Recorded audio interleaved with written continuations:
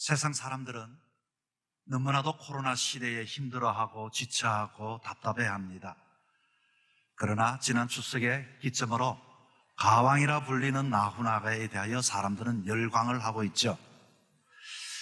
이번 코로나 시대에도 그 표들이 다 예매가 완전히 이렇게 다 되어졌는데 코로나가 더 깊어짐으로 모든 공연이 취소가 되었다고 합니다.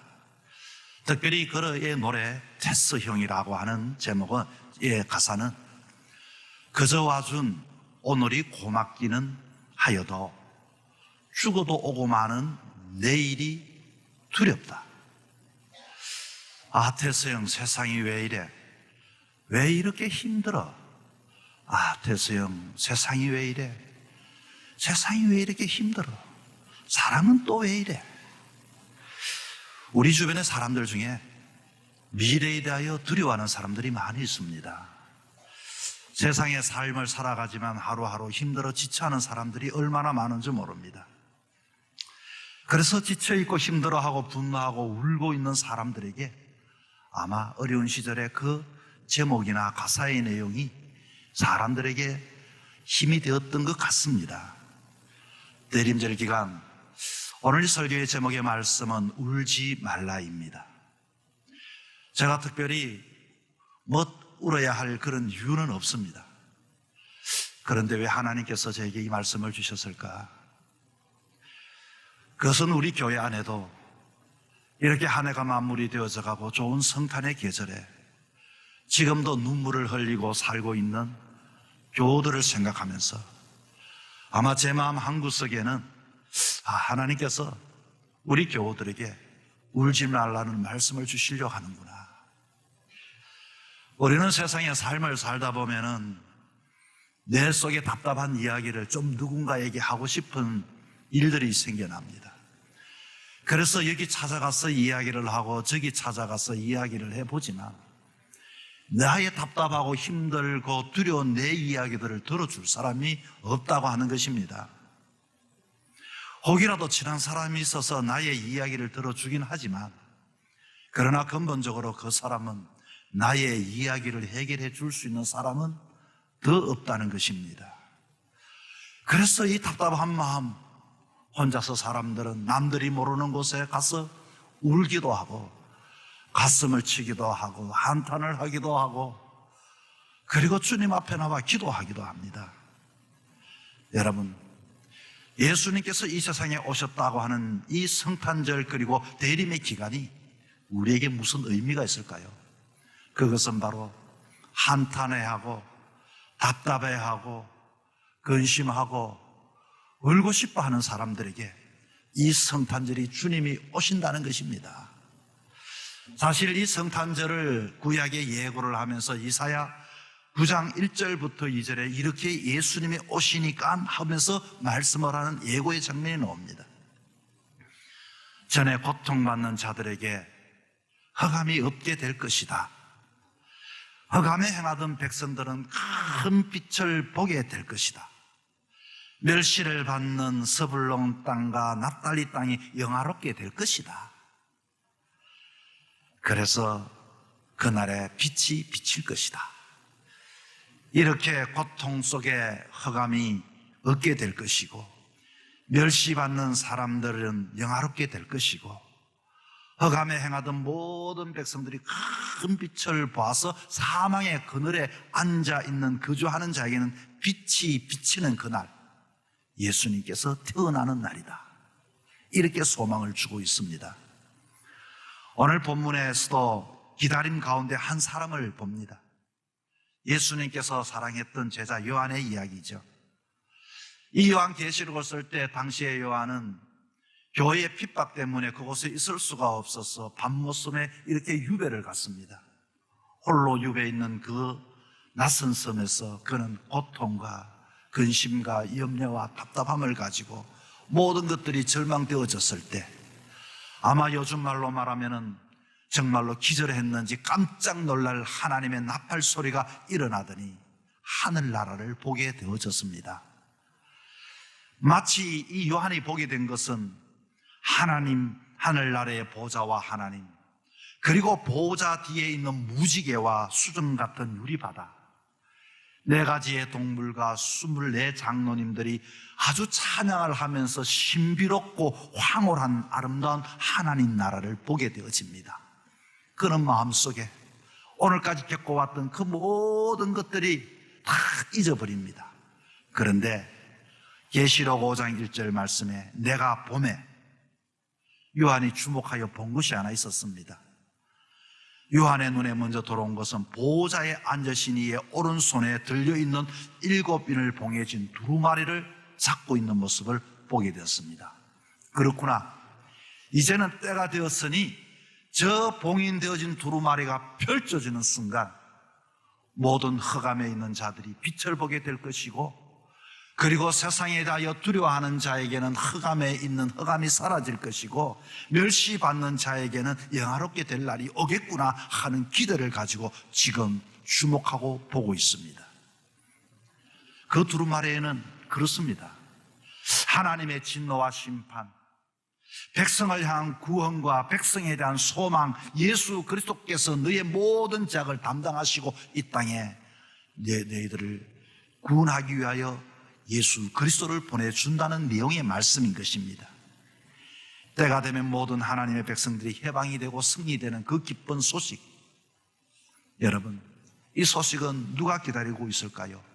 울고 있는 자, 이 소식은 답답해하는 사람, 흑암에 있는 사람, 어쩌면 하나님을 갈망하며 하나님을 소망하는 그 사람들에게 이 소식은 기쁨의 소식이 아닐 수가 없습니다. 그들은 자신의 나라를 지금 잃어버렸습니다. 그리고서 죽음마저 빼앗겨서 그렇게 신앙을 지켜왔던 그 요한은 밤모섬의 유배가 되어졌습니다. 사람들은, 당시의 사람들은 세상에 살 수가 없어서 땅속에서 카타콤을 짓고서 그 땅 굴 속으로, 굴 밑으로 내려가서 그곳에서 먹고 마시고 생활을 하면서 예배를 드리는 삶을 살았습니다. 언젠가는 들켜서 이들에게 끌려나와 하형을 당할 줄도 모르고 짐승의 밥이 될 줄도 모르는 그 두려움에 있는 그 사람들에게 이 소식은 기쁨의 소식이 아닐 수가 없습니다. 그들을 구원하실 하나님의 보좌와 그 나라의 영광만 생각해도 가슴이 벅차 올랐을 것입니다. 그때에 한 천사가 말합니다. 5장 2절의 말씀이죠. 누가 그 두루마리를 펴며 그 인을 떼기에 합당하냐? 그리고 5장 3절에 말합니다.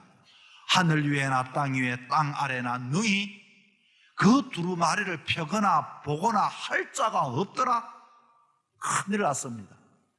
이미 모든 것들은 계획이 있는데 두루마리의 인을 뗄 수 있는 사람이 없다는 것입니다. 여러분 어떻습니까? 모든 것들이 정책이 다 결정이 되어졌는데 공포를 할 수가 없습니다. 문제를 해결해 줄 사람, 주변을 살펴봤는데 그것을 맡을 사람이 없습니다. 임봉된 척을 열기에 합당한 분이 아무도 없다는 것입니다. 지금까지 받고 있던 박해와 그리고 고난이 끝날 것 같았는데 사탄의 죄와 사슬이 여전히 그 백성을 지금 괴롭히고 있는데 누군가가 그 두루마리를 펼쳐서 모든 것들을 선언해주면 될 텐데 말입니다. 이 장면에서 요한은 오늘 본문에 봤더니 주체할 수 없는 슬픔에 대성통곡을 하며 울기 시작했습니다. 사람이 우는 것, 느헤미야 1장 1절에도 이렇게 나옵니다. 내가 이 말을 듣고 앉아 울고 수일 동안 슬퍼하며 하늘의 하나님 앞에 금식하며 기도하며. 여러분, 인간이 할 수 없는 일이 어디 있겠습니까마는, 그러나 코로나 시대에 인간이 할 수 없는 일이 있구나. 인간이 할 수 없는 그 일, 인간은 그 앞에서는 어떻게 합니까? 울 수밖에 없다는 것입니다. 느헤미야도 마찬가지입니다.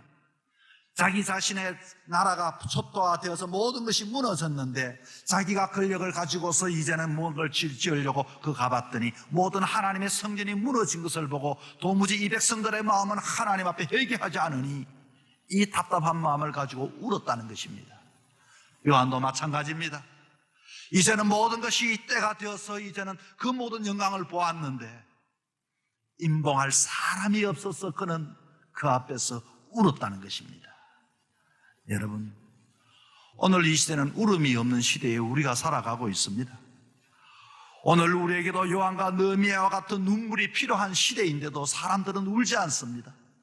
마치 코로나가 이렇게 감염이 되고 확진이 되었음에도 무증상 환자들처럼 자기 자신은 환자가 아니라고 생각하는 사람들, 그 안에는 확진이 되어서 다른 사람에게 슬픔을 주고 아픔을 주고 고통을 주는 사람이 있음에도 불구하고 하나님의 교회가 세상의 원리와 가치로 변질되어 가는 모습을 보면서 울어야 합니다. 하나님의 사람이 세속적이고 욕망적인 현실 앞에서 우리는 울 수 있는 사람이 필요한데 이제는 사람들은 울지를 않습니다. 그런 의미에서 대림절은 주여 내가 너무 고통스러우니 우리 가정에 임하여 주시옵소서, 울며 탄식하며 빨리 와 주시옵소서, 이 절기가 대림절의 기간인 것입니다. 초대교회 성도들은 너무나도 고통과 핍박이 심하여 저들이 할 수 있는 일은 울 수밖에 없었습니다. 하나님을 향하여 눈을 돌리며 울었습니다. 극심한 고통과 음습해와도 그 공포, 사랑하는 사람들이 흑암에 있는 모습을 보고 답답해하며 초대교회 사람은 눈물로 기도했던 사람들입니다.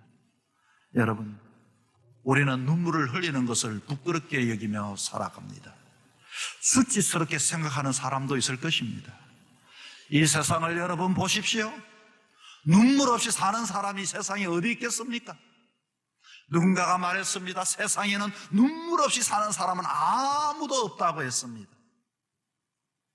우리나라는 예전에 나라를 빼앗겨서 눈물을 흘리는 사람들이 있었습니다. 정말로 하나님 이 나라 이 민족을 구해달라고 구국기도 재단을 쌓고서 기도하는 사람이 있었습니다. 이 가난에서 벗어나게 해달라고 기도하는 주의 성도들이 있었습니다. 교회는 울기 위하여 갔던 사람들이 많이 있습니다. 오늘 이 위기 속에 아픔 속에 교회에 울기 위하여 오는 사람은 없습니다. 옛날에 교회 오면은 혼자서 기도하며 우는 사람을 볼 수가 있었는데 도무지 그 고통을 당하고 아픔을 당하고 그 마음에 소원을 가지고 있으면서도 우는 사람을 도저히 찾아볼 수가 없습니다. 그렇다면 여러분은 모든 것들이 완전합니까? 여러분이 모든 것을 스스로 이겨낼 수가 있습니까? 설교를 듣기 울기보다 기도하면서도 웁니다. 찬송하면서 눈에 눈물이 떨어집니다. 주님은 우리의 눈물을 귀하게 여기십니다. 주님은 주님 앞에 나와 사모하기를 원하고 계십니다. 시편의 다윗만큼이나 고생 많이 한 사람이 어디 있습니까? 그런데도 시편의 다윗은 그 고생 속에서도 하나님이 그를 심히도 사랑해 주었던 사람이요 신앙에 성공한 사람이 다윗이었습니다. 다윗의 시를 보면은 이런 시가 있습니다. 얼마나 그는 많이 울었던지. 주님, 나의 눈물을 주의 병에 담아 주시옵소서. 그렇습니다. 주님은 우리의 눈물을 귀하게 여깁니다. 주님은 언제나 우리를 주목합니다. 오늘도 사랑하는 자녀가 고통당하고 힘들어하고 지쳐하며 나와 울부짖고 기도하는 것을 주님은 듣기를 원하고 계십니다. 여러분의 자녀가 어느 날 갑자기 문을 열면서 눈물을 흘리며 엄마 하고 왔을 때 부모 되어진 사람들의 마음은 어떻겠습니까? 너 왜 그러느냐? 이게 부모의 마음입니다. 그 자식이 눈물을 흘릴 때 잘못을 따지지 않고 눈물만 봐도 부모의 마음은 그 마음이 녹아내려지게 되는 것입니다. 히스기야 왕이 병이 들었을 때 주님 앞에 나가 두 손 들고 눈에 눈물을 흘리며 기도했습니다. 이사야 선지자는 뭐라고 했습니까? 하나님이 눈물을 보신다고 했습니다. 눈물의 기도, 하나님께서 그 마음이 변하여 히스기야 왕에게 생명을 연장시켜 주셨습니다.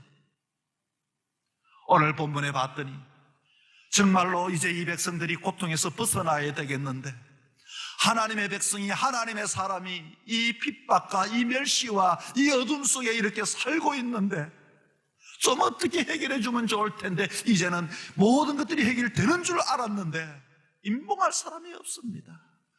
요한은 엎드려 울었습니다. 그렇게 울었더니 장로 중 한 사람이 말합니다. 울지 말라, 울지 말라. 이 말은 울면 안 된다는 게 아닙니다. 이제는 너의 눈물이 변하여 기쁨이 된다. 이제는 임봉할 사람이 있다. 여러분이 주님 앞에 이 대림절 기간에 엎드려 기도할 때 여러분의 닫혀져 있는 문제가 해결해 주실 주님을 만날 수 있는 절기가 될 수 있기를 축원합니다. 여러분, 우리는 문제를 해결하기 위하여 몸부림을 쳐봅니다. 알아야 합니다. 내가 아무리 몸부림을 쳐본다 할지라도 우리는 우는 것이 최고이지 내가 해결할 것은 없습니다. 어떻게 울어야 합니까? 주님 앞에 나가 주님을 구해야 합니다. 어떻게 합니까? 주님 도와주십시오. 이곳에 빛을 비춰 주옵소서. 핍박이 지나가게 하여 주옵소서. 멸시가 지나가게 하여 주옵소서. 우리 가정에 주의 빛이 이번 성탄절에 비치게 하여 주시옵소서. 우는 자에게 주님은 울지 말라고 하시면서 예수 그리스도가 문제의 봉인을 열어주시게 되는 것입니다. 오늘 계시록 5장 5절 말씀에 이렇게 말합니다. 울지 말라. 그리고 유다 지파 사자 다윗의 뿌리가 이겼으니 그 두루마리와 그 7빈을 떼시리라. 그것을 봉인할 사람 봉인했지만 10사람이 있다는 것입니다. 유다 지파의 다윗의 뿌리가 누굽니까? 예수 그리스도이십니다. 유다 지파의 사자이며 다윗의 뿌리 예수 그리스도를 이야기하고 있습니다. 예수 그리스도가 봉합되어진 인을 떼고 두루마리를 펼치는 순간 오늘까지도 그렇게 흑암이 창창했다면 그 모든 것들을 심판하고 믿음의 자녀들을 그렇게 빛을 비춰주시고 이들로 승리의 칼을 세워주시는 놀라운 은혜를 주시는 절기가 바로 성탄절입니다. 주님은 여러분 어떤 분일까요? 이 땅에 오실 예수님은 어떤 분이십니까? 마태복음 12장 20절에 이렇게 말합니다. 상한 갈대를 꺾지 아니하시고 꺼져가는 심지를 끄지 아니하신다고 했습니다. 여러분 갈대를 아시죠? 갈대는 키가 큽니다. 갈대는 아주 매력적입니다. 갈대는 아주 당당해 보입니다. 갈대는 꺾이지 않을 것 같은 그 젊음이 길수가여 성장할 것 같습니다. 그러나 어느 날 그 갈대가 꺾여집니다. 갈대가 상하고 찢겨집니다. 사람들은 내가 신사가 왜 이럴까 한탄하기도 하죠. 등잔 위에 여러분 그 빛을 봅니까? 그 심지를 봅니까? 그런데 어느 날 그렇게 화려했던 그 불빛이 흔들리더니 가물가물하더니 작은 바람만 불어도 꺼질 것 같은 그 두려움 속에 사람들이 살아가고 있습니다. 한때는 당당하고 모든 일이 잘 나가고 자랑스러운 존재. 그러나 어느 날 그것이 꺼져간다면, 꺾여진다면 이런 사람은 지금도 우리 주변에 많은 사람들이 우리 주변에 있습니다.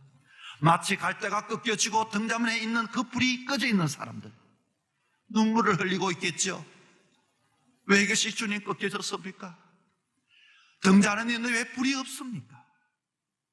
아무도 보지 않는 곳에 혼자 우는 사람들이 많이 있을 것입니다. 여기에 대해서는 남녀 구별이 없습니다. 나이의 구별이 없습니다.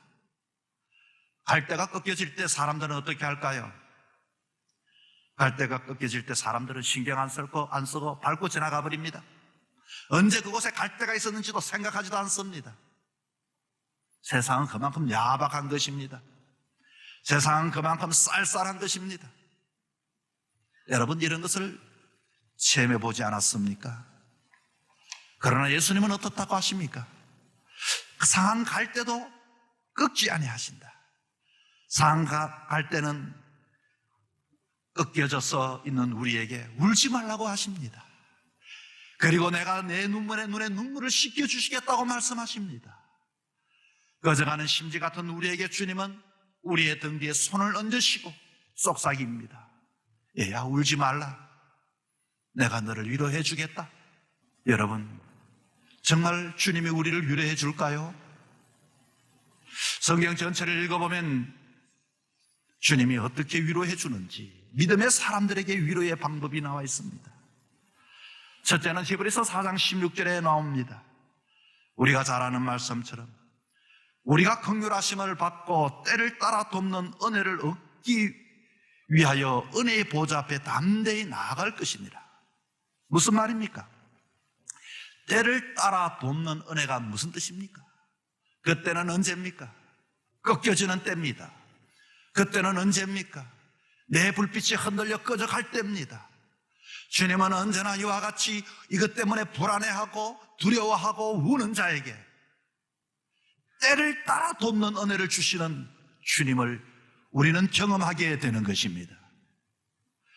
여러분 보십시오.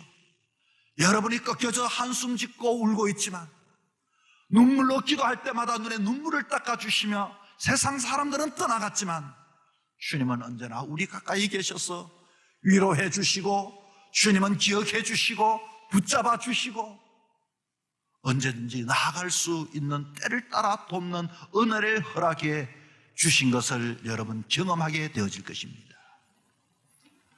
우리는 기도로 주님께 나아가면 항상 필요에 따라 우리를 위로해 주시는 주님이십니다. 여러분, 주님의 손을 믿을 수 있기를 바랍니다. 제가 이런 체험을 많이 했습니다. 저뿐만 아니라 여러분도 그런 체험을 많이 했을 것입니다. 때를 따라 돕는 은혜 말입니다. 죽을 것 같았는데 때를 따라 돕는 은혜. 이번 성탄절에 그런 은혜가 여러분에게 있기를 축원합니다. 또 한 가지가 더 있습니다. 로마서 8장 28절에 봤더니 우리는 알거니와 하나님을 사랑하는 자 곧 그의 뜻대로 부르심을 입은 자들에게는 모든 것이 합력하여 선을 이루느니라. 무슨 말씀입니까?